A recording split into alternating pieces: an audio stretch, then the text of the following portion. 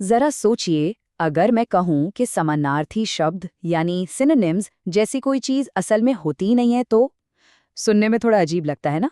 भाई, हम तो यही सीखते आए हैं कि भाषा का काम है बस अपनी बात दूसरों तक पहुंचाना। सीधी सी बात है, अगर जल कहने से भी मतलब समझ आ रहा है और पानी कहने से भी, तो दोनों शब्द बराबर हुए, राइट? बात पहुंच गई, काम खत्म। लेकिन आज हम इसी सोच को पूरी तरह से चुनौती देने वाले हैं। भाषा को देखने के दो नजरिए हैं।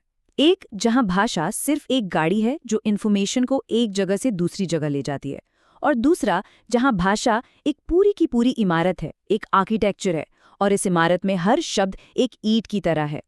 यहाँ सिर्फ शब्द के मतलब से फर्क नहीं पड़ता, बल्कि उसकी आवाज, उसकी जगह, सबसे एक मनोवैज्ञानिक असर पैदा होता है। और ये इतनी नज़ाकत से बनी होती है कि एक भी शब्द गलत जगह लगा तो पूरी इमारत का जादू बिगड़ जाता है।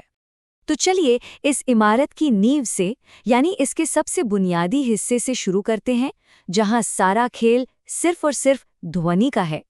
हम बात कर रहे हैं अनुप्रास की। देखिए, ये सिर्फ एक ग्रामर का नियम नहीं है, ये असल में एक साइकोलॉजिकल टूल है। हमारे दिमाग को ना पैटर्न्स बहुत पसंद है, उसे लय अच्छी लगती है। तो जब किसी वाक्य में एक ही अक्षर बार बार आता है, तो वो एक तरह की अदृश्य ड्रम बीट बना देता है, एक रिदम। हम सब ने ये सुना है ना? पर कभी सोचा है कि ये इतना कैची क्यों है? क्योंकि इसके पीछे र अक्षर की जानबूझकर की गई पुनरावृत्ति है। रघुपति, राघव, राज, राम। ये कोई इत्तेफाक नहीं है। लिखने वाले ने बहुत सोच समझकर र से शुरू होने वाले शब्द ही चुने हैं। तो इस र के दोहराव से होता क्या है? इससे पैदा होती है कॉग्निटिव ईज, यानी संज्ञानात्मक सरलता। जब कोई बात एक रिदम में हमारे दिमाग तक पहुंचती है, तो दिमाग को उसे प्रोसेस करने में बहुत कम मेहनत लगती है। और जिस चीज में मेहनत कम लगती है, दिमाग उसे अच्छा, सच्चा और अपना मान लेता है। ये एक तरह का ब्रेन हैक है। और देखिए, इसी पॉइंट पर समानार्थी शब्द वाला तर्क पूरी तरह से फेल हो जाता है। मान लीजिए हम राजा की जगह उसका सिनोनिम यानी नरेश रखते, मतलब तो बिल्कुल नहीं बदला, रत्ती भर भी नहीं, लेकिन रघुपति, राघव, नरेश, राम कहते ही वो जो म्यूजिकल फ्लो था, वो जो ड्रम बीट थी, वो धड़ाम से टूट गई। सारा मजा किरकिरा हो गया। इससे ये साफ पता चलता है कि कभी-कभी आवाज मतलब से ज्यादा ताकतवर होती है। तो अनुप्रास ने तो हमारे कानों पर जादू किया, लेकिन क्या हो जब लिखने वाला सिर्फ कानों को नहीं, बल्कि सीधे सीधे हमारी बुद्धि को, हमारे इंटेलेक्ट को चैलेंज करना चाहें? तब हम भाषा की इमारत में एक लेवल और ऊपर जाते हैं, और वहां हमें मिलता है यमक। अगर अनुप्रास एक सीधी सड़क थी, तो यमक एक भूल भुलैया है। इसमें एक ही शब्द एक से ज्यादा बार आता है, लेकिन हर बार उसका मतलब बिल्कुल अलग होता है। इसका काम दिमाग को आराम देना नहीं, बल्कि उसे एक सेकंड के लिए रोकना और सोचने पर मजबूर करना है। इसका सबसे क्लासिक उदाहरण है ये दोहा। यहाँ कनक शब्द 2 बार आया है। देखने में, सुनने में बिल्कुल आइडेंटिकल, पर असल में इनके मतलब में जमीन आसमान का फर्क है। पहला कनक है सोना, यानी गोल्ड, जिसे पाने की चाहत सबको होती है। और दूसरा कनक है धतूरा, एक जहरीला नशीला पौधा जिससे हर कोई बचना चाहता है। लिखने वाले ने कमाल देखिए, 2 एकदम उल्टी चीजों को एक ही नाम की ड्रेस पहनाकर हमारे सामने खड़ा कर दिया है। अब यहाँ सवाल उठ सकता है कि भाई ये तो कंफ्यूजन है। भाषा का काम तो चीजें साफ करना होता है, लेकिन हमें ये याद रखना होगा कि कविता या साहित्य कोई इंस्ट्रक्शन मैनुअल नहीं है। इसका काम दिमाग को उलझाना है। जब दिमाग इस पहेली को सुलझाता है, जब वो आहा मोमेंट आता है, तब वो बात हमेशा के लिए याद रह जाती है। तो अनुप्रास ने ध्वनि को साधा, यमक ने बुद्धि को चुनौती दी। पर अब हम आते हैं भाषा के जादू के शिखर पर, एक ऐसी जगह जहां एक अकेला शब्द अपने अंदर कई दुनियाएं समेट लेता है। इसे कहते हैं श्लेष।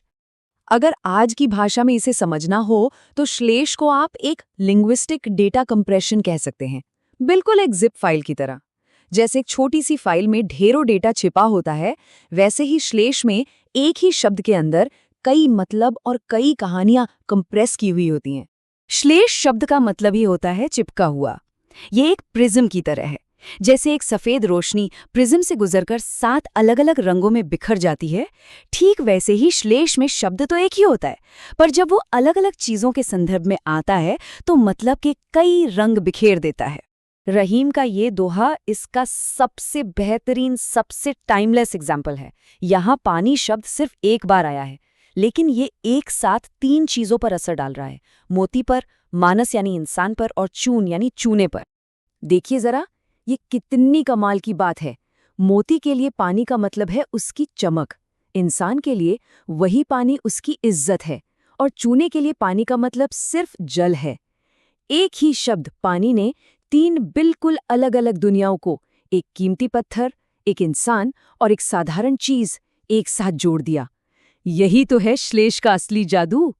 अच्छा, अब ऐसा बिल्कुल मत सोचिएगा कि ये सारी कलाबाजी सिर्फ पुरानी किताबों और दोहों तक ही सीमित है। ये जादू आज भी हमारे चारों तरफ जिंदा है और हम रोज इसका सामना करते हैं। जब हम किसी ऐड की कोई टैगलाइन गुनगुनाते रहते हैं जो दिमाग में अटक जाती है, या किसी चुटकुले पर हंसते हैं जिसमें एक ही शब्द के 2 मतलब निकलते हैं, तब असल में हम इन्हीं प्राचीन तकनीकों के असर में होते हैं।